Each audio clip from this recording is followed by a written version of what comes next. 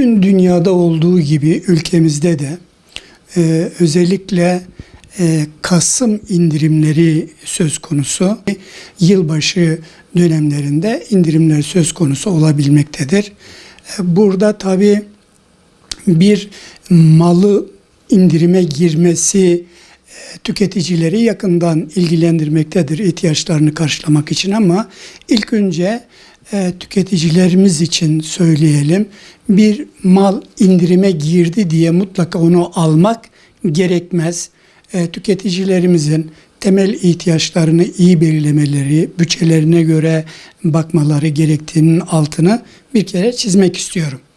Ama tüketici hukuku açısından baktığımızda indirimli satışların nasıl olması gerektiğine ilişkin mutlaka tüketicilerimizi bilgilendirmek gerekir.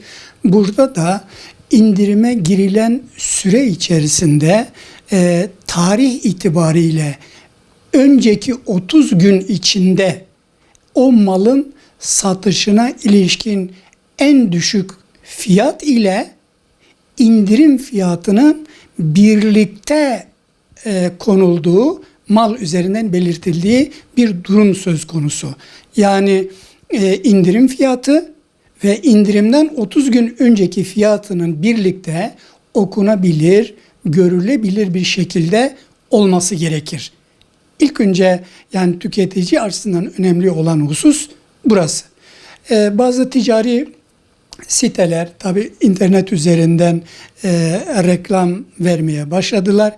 İkinci bir husus da aldatıcı ve yanıltıcı bir reklamın olması durumunda tüketicilerimizin tüketici dernekleri yoluyla ya da doğrudan reklam kuruluna başvurarak yine mağduriyetlerini önleyebilirler. Ama burada önemli olan husus, tüketiciler açısından karar vermişler ise bu satın almaya, o zaman alışveriş yaptığı sitenin güvenli olup olmadığına, o sitelerle ilgili bir ön bilgi, bir araştırma yapmalarının kendi yararlarına olduğunu söylemek isterim. İkinci bir husus, ödeme konusunda 3D güvenlik sisteminin bulunup bulunmadığına bakmalı. Yine adres çubuğuna bakarak onun adresi mutlaka yazılmalı ve en önemli husus ise o alışveriş yaptığı sitenin merkezi kayıt sicil sistemine dahil olup olmadığına ilişkindir. Şimdi burada Mersis numarasına bakması lazım.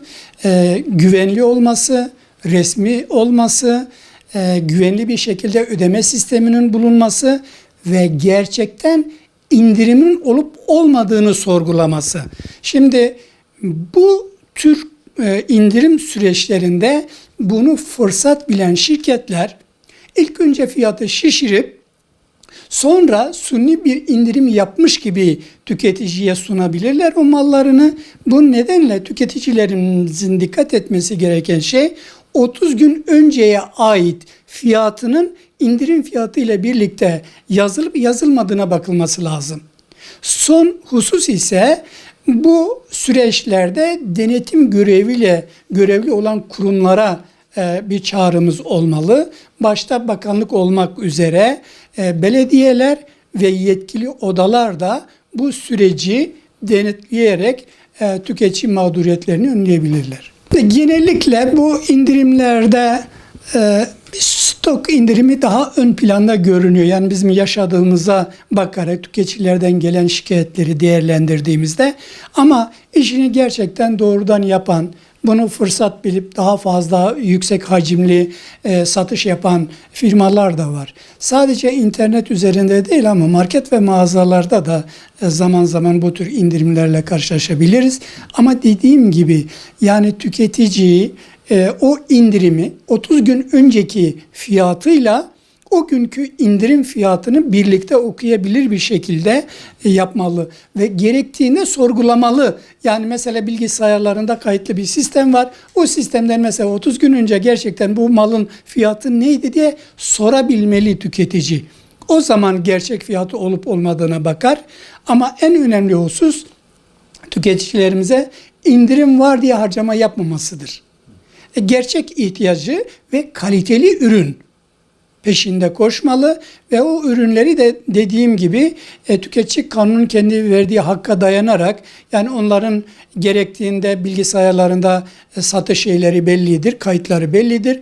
30 gün önceki satışla indirim satışının birlikte olup olmadığını sorgulamalı, bakmalıdır.